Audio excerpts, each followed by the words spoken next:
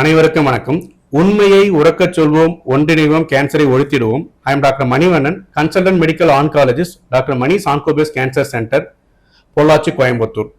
அதாவது திருவள்ளுவருடைய குரல் ஒவ்வொரு சூழலிலும் நமக்கு சில உண்மையான நிதர்சனமான விஷயங்களை உணர்த்தும்.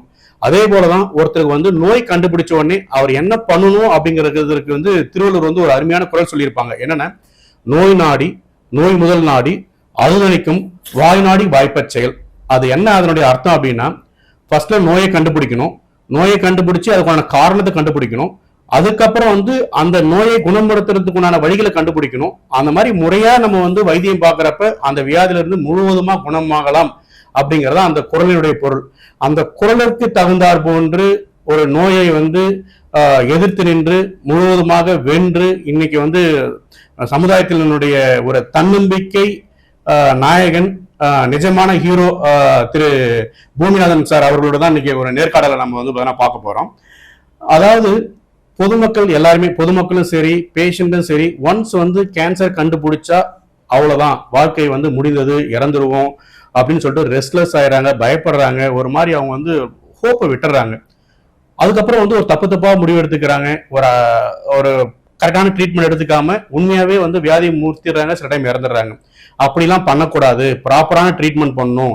கேன்சருங்கிறது கம்ப்ளீட்டா குணமாக்கக்கூடிய ஒரு வியாதி தான். குணமடைந்து திரும்ப நம்மளுடைய நார்மல் வாழ்க்கையை நம்ம தொடரலாம், எந்த கஷ்டமும் இருக்காது அப்படிங்கிறத வென்று காட்டிய திரு பூமிநாதன் சார் அவர்களுக்கு வணக்கம் ஐயா. வணக்கம் சார். என்னோட பேர் எஸ்டி பூமிநாதனுங்க. எனக்கு சொந்த ஊர் பார்த்தீங்கன்னா அமர்வண்டிங்க. அமர்வண்டி எங்கே இருக்குதுன்னு பார்த்தீங்கன்னா பழனிங்க. முருகர் குடியிருக்கிற இடத்துல தான் நானும் குடியிருக்கிறதுங்க. ஆமாம் ஐயா. அதாவது இப்போ சமுதாயமும் சரி உறவினர்களும் சரி கேன்சர் வந்தா உடனே இறந்துரும் அப்படின்ற மாதிரி நினைக்கிறாங்க. அது மாதிரி நினைச்சுதான் பயந்துக்கிறாங்க. நிறைய பேர் ட்ரீட்மெண்ட் ப்ராப்பரா பண்ணிக்க மாட்டாங்க, பாதியிலே சில பேர் விட்டுறாங்க, நாட்டு வைத்தியத்துக்கு சில பேர் போயிடுறாங்க. உங்களுக்கு ஃபர்ஸ்ட் என்ன தொந்தரவு இருந்துச்சு? உங்களுக்கு ஃபர்ஸ்ட் ஆரம்பத்தில் எனக்கு வகுத வலி வந்துகிட்டு இருந்துங்க சார். அப்புறம் அது 6 மாசம் 7 மாசம் வந்துருச்சு. அப்புறம் ஒரு இலவசமா எண்டோஸ்கோபி போட்டிருந்தாங்க. அங்க போய் பார்க்கும்போது இந்த மாதிரி ப்ராப்ளம் இருக்கு அப்படின்னு சொன்னாங்க. ஒரு சிம்டம்ஸ் இருக்கு, தொந்தரவு கண்டுபிடிச்சு தொந்தரவுக்கு டெஸ்ட்லாம் பண்ணிட்டு உங்களுக்கு கேன்சருக்கு இருக்கிற மாதிரி இருக்குன்னு சொல்லியிருந்தாங்க. சரிங்க. அப்புறம் டெஸ்ட் எல்லாம் போனதுக்கு பின்னால இந்த மாதிரி கேன்சர் உறுதி ஆயிடுச்சு. கேன்சர் உறுதியான உடனே உங்க மனநிலை எப்படி இருந்துச்சுங்க? அதாவது உண்மையை சொல்லுங்க, உங்களுக்கு எப்படி இருந்துச்சு அப்படின்னு நீங்க சொல்லுங்க. அது கேன்சர் அப்படின்னு அழுக ஆரம்பிச்சிட்டேன். எமோஷனல் அழுக ஆரம்பிச்சிட்டீங்க. ஏன் அப்படி உங்களுக்கு ஒரு உயிர் போயிரும் அப்படின்னு அந்த இது வந்துருச்சு. ஒரு எமோஷனலா நீங்க கேன்சர் உடனே நீங்க இறந்துருவீங்க அப்படின்ற மாதிரி உங்களுக்கு ஒரு மனநிலை வந்துருச்சு. சரிங்க. அப்புறம் பல இதுல பார்க்கும்போது உங்களை கான்டாக்ட் பண்ணி இப்ப நல்லா இருக்கு. இப்போ நீங்க கேன்சர் வந்தோடனே ஒரு பயந்துட்டீங்க.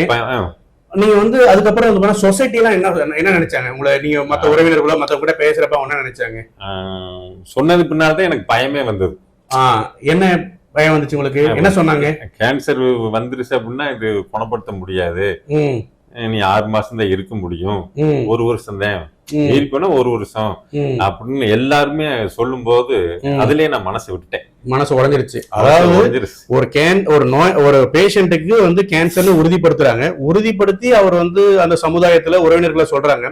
அவங்க சொல்ற வார்த்தைகள் என்னன்னா, நம்ம கேன்சர் வந்துருச்சு உங்களுக்கு, இதுக்கப்புறம் கஷ்டம் தான், இறந்துருவீங்க, மோசமாயிடுவீங்க, நீங்க நாட்டு வைத்தியத்துக்கு போற. நாட்டு வைத்தியத்தை பத்தி சொல்லியிருந்தாங்களா?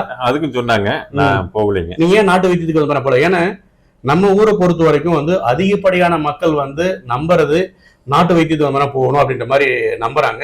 அதே போல நம்ம கீமோதெரப்பி இதெல்லாம் சைடு எஃபெக்ட் நிறைய இருக்கும், காஸ்ட் அதிகமாகும் அப்படின்ற மாதிரி நம்புறாங்க. நீங்க எப்படி நாட்டு வைத்தியத்துக்கு போகாம இந்த மாதிரி அலோபதி ட்ரீட்மெண்ட்டுக்கு எப்படி வந்தீங்க? நாட்டு வைத்தியத்துல எனக்கு நம்பிக்கை இல்லைங்க. உங்களுக்கு பொதுவா நம்பிக்கை இல்லை, ஆனா உங்களுக்கு நாட்டு வைத்தியத்துக்கு போறதுக்கு உங்களுக்கு அட்வைஸ் பண்ணி சொன்னாங்க. சரிங்க. அதுக்கு போலாமா இதுக்கு போலாமான்னு ஒரே கன்ஃபியூஸா இருந்தது. எனக்கு நாட்டு வைத்தியத்துல அவ்வளவு நம்பிக்கை உங்களுக்கு நாட்டு வைத்தியத்துல இல்ல. சரி, ஓகே. அதுக்கப்புறம் என்ன நடந்துச்சுங்க? அதுக்கு பின்னால எங்கிட்ட ட்ரீட்மெண்ட் வந்தீங்க. சரி, வந்ததுங்க. வந்ததுக்கு பின்னாலேயும் அப்பவும் எனக்கு மனசு இல்ல. அதாவது நம்ம ட்ரீட்மெண்ட் ஸ்டார்ட் பண்றப்ப நீங்க, நான் உங்களுக்கு சொல்றேன், இந்த மாதிரி வியாதி வந்து குணமாகக்கூடிய வியாதி தான் நான் உங்களுக்கு சொல்றேன். நீங்க சொல்றீங்க, இருந்தாலும் நம்ம மனசு கேட்கல. நாளாக நாளாக உடம்பு வீக் ஆயிட்டே வருது. ஓகே, வீக் ஆகுது, முடி உதிருது. பார்த்தோம்னா ரொம்ப சாப்பிட முடியல. ஒரு டம்ளர் கஞ்சி குடிக்கிறதுனா பெரிய ஒரு யுகம் போன மாதிரி இருந்துச்சு. சரி, ஓகே. அதுக்கு பின்னால அப்புறம் அது எப்படி சொல்றது, ஒவ்வொருத்தருக்கு ஒவ்வொரு தெய்வங்கள் இருக்கு. சொல்லுங்க. இருக்கு. அந்த தெய்வத்தை வந்து நேர்ல பார்க்கணும்ல. இல்ல அப்படி இல்லைங்க. நான் என்ன பண்ணுவேன், அது வந்து உங்க மூலியமா தெரிஞ்சுக்கிட்டேன். எப்படின்னா, அதாவது நீங்க வந்து நம்ம கீமோதெரபி கொடுக்குறப்ப சின்ன சின்ன கஷ்டங்கள் வந்துச்சு, ஆனா உங்களுக்கு கஷ்டப்பட்டீங்க, அதை வந்து மறுக்க முடியாது. எப்பயுமே ஒரு பேஷண்ட்டுக்கு பொறுத்த வரைக்கும் நம்ம வந்து 100% என்ன ட்ரீட்மெண்ட் கொடுக்கணுமோ அதை நம்ம கொடுத்தா கண்டிப்பா அதனுடைய விளைவு இப்படிதான் இருக்குங்கிறது நீங்க வந்து ஒரு சிறந்த எடுத்துக்காட்டு. அதுபோல நம்மள மாதிரி ஒரு சொசைட்டில கேன்சருங்கிறது ஒரு சாதாரண வியாதி தான். அதை வந்து நம்ம முழுவதுமா குணப்படுத்த முடியும். குணமாகி திருப்பி உங்களை மாதிரி வந்து உங்க தொழில வந்து பண்ணலாம் அப்படிங்கிறதுக்கு நீங்க வந்து ஒரு சிறந்த உதாரணம். ஏன் அப்படின்னா, இவருக்குமே வந்து ட்ரீட்மெண்ட் பண்றப்ப சின்ன சின்ன சைடு எஃபெக்ட் வந்துச்சு. அவர் மனதளவுல உடையறாரு. நான் சொல்றேன், ஐயா நீங்க நம்புங்க, இதெல்லாம் பண்ணா சரியாயிருந்து. ஒரு சில டைம் வந்து ஃபீவரோட வந்தாரு, அணுக்கள் குறைஞ்சிருந்துச்சு. அந்த அணுக்களுக்கு உண்டான இன்ஜெக்ஷன் போட்டோம். 2 நாள் அட்மிஷன் தான், 3வது நாள் போனார்.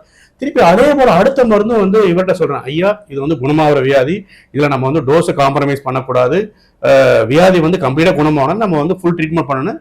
அவர் கண்டிப்பா என்ன அக்செப்ட். அந்த நிலையில நீங்க என்ன நினைச்சீங்க? அந்த மாதிரி நான் சொல்றேன், உங்களுக்கு வந்து சின்ன கஷ்டப்பட்டு வந்தீங்க, நான் கண்டிப்பா வந்து ட்ரீட்மெண்ட் பண்ண கம்ப்ளீட்டா குணமாயிடுவே நான் சொன்னேன். உங்களுக்கு அந்த டைம்ல வந்து உங்களுக்கு எப்படி தோணுச்சு? உண்மையை சொல்லுங்க. இல்ல அப்ப நான் நல்லா தெம்பாயிட்டீங்க. அந்த வார்த்தை தெம்பு கொடுத்துருச்சு. நம்பிக்கைதான் வாழ்க்கை அப்படிங்கிற உணர்வுக்கு வந்துட்டீங்க. இப்ப அடிச்சுத்தூள் கிளப்பிட்டேன். சரி, இன்னொரு விஷயம், நீங்க நம்ம இறந்துருவோம், கேன்சர்ல இருந்து மோசமாயிடும், இறந்துருவோன்ற மாதிரி மனநிலையில இருந்து நம்ம சரியாயிடுவோம் அப்படிங்கிற நம்பிக்கை உங்களுக்கு எப்ப வந்துச்சு? நீங்க தன்னம்பிக்கை கொடுத்தீங்கல்ல, அந்த டைம்ல தன்னம்பிக்கையில வந்து உங்களுக்கு சரியாயிடும்ன்ற மாதிரி வந்துச்சு. இது சாதாரண இதுதான், இது வந்து குணப்படுத்திடலாம், அழைக்க வேண்டியதுல நீங்க சொன்னதுனால.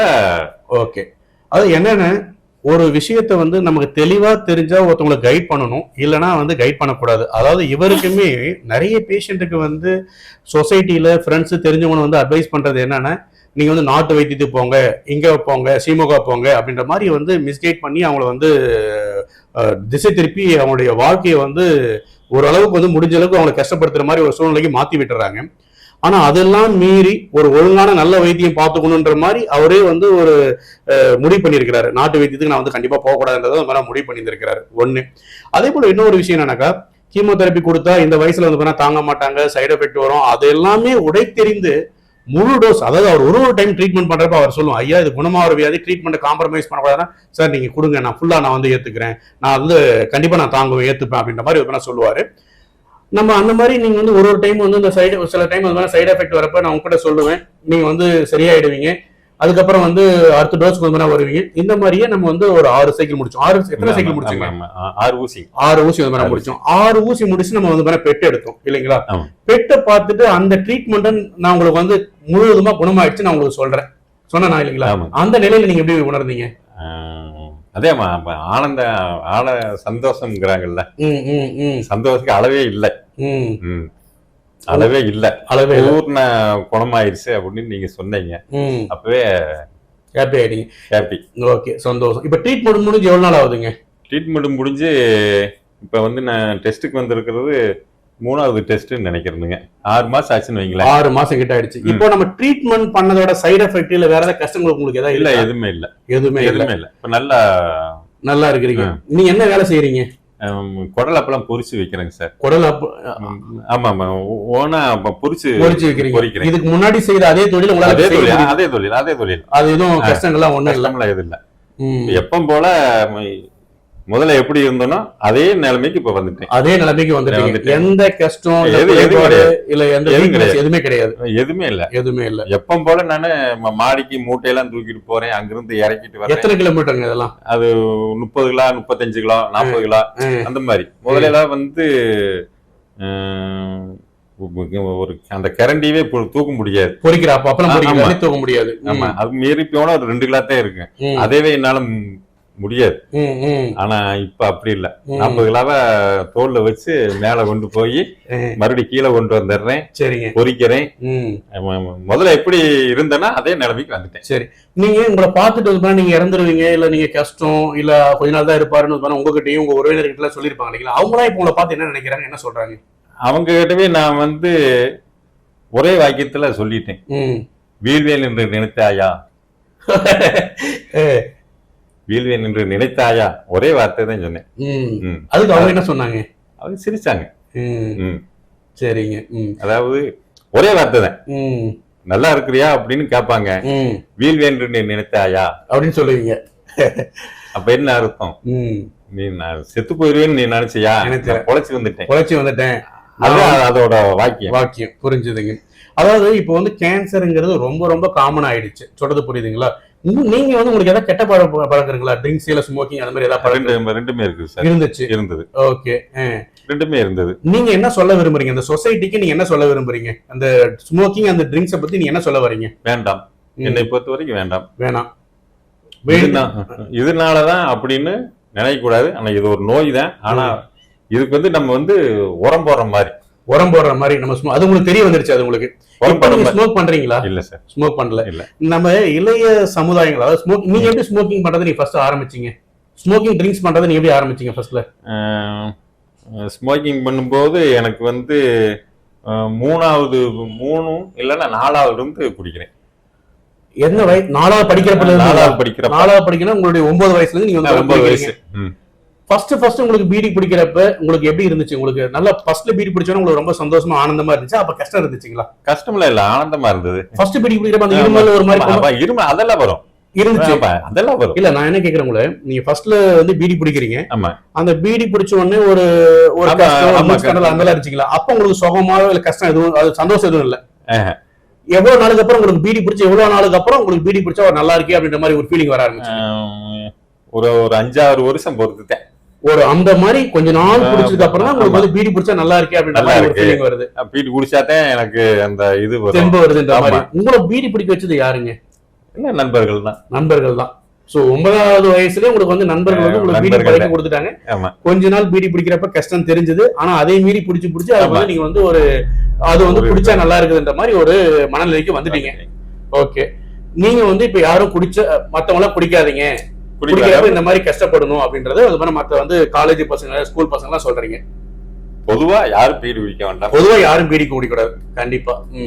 இன்னொரு விஷயம் என்னன்னா, ட்ரிங்க்ஸ் எப்பல இருந்து பழகுனீங்க? ட்ரிங்க்ஸ் பாத்தீங்கன்னா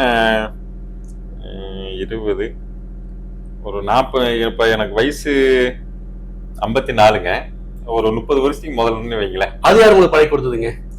அதே நண்பர்கள் தான். அதே நண்பர்கள். அதாவது ஒரு பீடி பிடிக்க தெரியாது அவருடைய 9 வயசுல அதை கத்துக் கொடுப்பவர்களும் நண்பர்களே. அதே போல வந்து ஒரு 25 வயசுல வந்து அவர் ட்ரிங்க்ஸ் கத்துக் கொடுக்கறப்ப நண்பர்களே. ஃபர்ஸ்ட்ல ஒரு பீடி பிடிச்சப்ப அவர் சந்தோஷமா இருக்காது. காலேஜ் பசங்களா இது ரொம்ப கவனிக்கணும். ஏன்னா ஃபர்ஸ்ட்ல உங்களுக்கு பீடி உங்க ஃப்ரெண்ட்ஸோ உங்க சீனியர்ஸோ வந்து சொல்லுவாங்க பீடி பிடிக்கணும். அப்போ உங்களுக்கு வந்து இருமல் இருக்கும், ஒரு கொமட்டல் இருக்கும், ஒரு மாதிரி கஷ்டம் இருக்கும். ஒவ்வொரு பீரியட்ல ஒவ்வொருத்தருக்கும் வந்து அந்த அடாப்டன்ஸ் வரும். அதுக்கப்புறம் வந்து அது வந்து ஒரு ஸ்டிமுலஸ் வந்து வரும். அவருக்கு வந்து ஒரு 4 வருஷத்துக்கு அப்புறம் எனக்கு அந்த மாதிரி ஒரு ஃபீல் வர ஆரம்பிச்சதுன்னு இருந்திருக்காரு. அந்த 4 வருஷம் முன்னாடி கூட விட்டு இருந்திருக்கலாம். ஏதோ ஒரு சூழ்நிலையால அவர் அந்த கண்டினியூஸா எடுத்துட்டு ஒரு வியாதியில கஷ்டப்பட்டு இன்னைக்கு வந்து அதுல இருந்து வெளியில வந்து தயவு செய்து இந்த மாதிரி வந்து பீடி ஸ்மோக்கிங் ட்ரிங்க்ஸ் பண்ணாதீங்க அப்படின்ற மாதிரி சொல்றாரு. இது வந்து நீங்க வந்து ஒரு கடவுளுடைய ஒரு அறிவுரைகளாக கண்டிப்பா எடுத்துக்கணும் எல்லாருமே. இன்னொன்னு, இப்ப நீங்க வந்து கேன்சர்னு வந்து ஒருத்தவங்க கண்டுபிடிக்கிறாங்க இல்லைங்களா? கண்டுபிடிச்சிட்டு உடனே அவங்களுக்கு என்னென்னலாம் நீங்க அவங்களுக்கு வந்து என்ன ஐடியா கொடுக்குறீங்க? இல்ல நீங்க வந்து அவங்களுக்கு என்ன சொல்லணும்னு நினைக்கிறீங்க? மன தைரியமா இருந்தா போதும். மன தைரியமா இருந்தா போதும். சரிங்க, மன தைரியமா இருந்தா போதும். மன தைரியமா இருந்தா போதும். எல்லாமே பின்னால வரும். கண்டிப்பா பின்னாடி வரும். அப்புறம் கேன்சர்னு வந்தாவே இறந்துருவோம் அப்படின்னு நினைக்கிறாங்க. அவங்களுக்கு என்ன சொல்ல வரீங்க? இது வந்து இப்ப பயக்க வேண்டியதே இல்ல. மயக்க வேண்டியதில்ல. இது வந்து சாதாரண காய்ச்சல் மண்டை வலி எப்படி வருது அந்த டைப்ல தான் நம்ம இருக்கோம். சோ அதே போல வந்து கீமோதெரபி கொடுத்தா நம்ம இறந்துருவோம், ரொம்ப மோசமாயிடும் அப்படின்னு நினைக்கிறாங்க. அவங்களுக்கு என்ன சொல்ல வரீங்க? அதனால வந்து நம்ம அந்த நேரத்துல வந்து நமக்கு வந்து முடி உதிருது. சரி, உண்மை. ஆமா, முடி உதிருது. வெயிட் கம்மியாகும். வெயிட் கொஞ்சம் கம்மியாகும். சாப்பிட முடியல. ஆனா அதுக்கு பின்னால 6 ஊசிக்கு பின்னால தெம்பு வந்துரும். 6 நேரம் சாப்பிட முடியும். 6 நேரம் சாப்பிட முடியுது. இப்ப நைட்டும் சாப்பிட்டுட்டு இருக்கிறேன். நைட்டு சாப்பிடுறேன். 2 மணிக்கு சாப்பிடுவேன். உண்மை சொல்றது. சரி, 3 டைம் போல 6 டைமா சாப்பிடுறீங்க. ஆமா, 6 டைம் நைட்டும் சாப்பிடுறேன். 2 மணினா முழிப்பு வந்துரும். மறுபடியும் சாப்பிடுவேன். சாப்பிட்டு போட்டு மறுபடியும் தூங்கிடுவேன். மறுபடியும் 6 மணிக்கெல்லாம் பசிக்குது.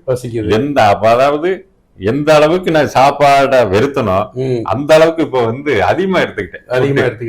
அதிகமா ஆசையா இருக்கு. அந்த மாதிரி இப்ப உங்களுக்கு வாழ்க்கையில குறைகள் இல்ல? எந்த குறையும் இல்ல சார். சந்தோஷமா இருக்கீங்க? சந்தோஷமா இருக்கிறேன். இன்னைக்கு நான் சந்தோஷமா இருக்கிறேன்.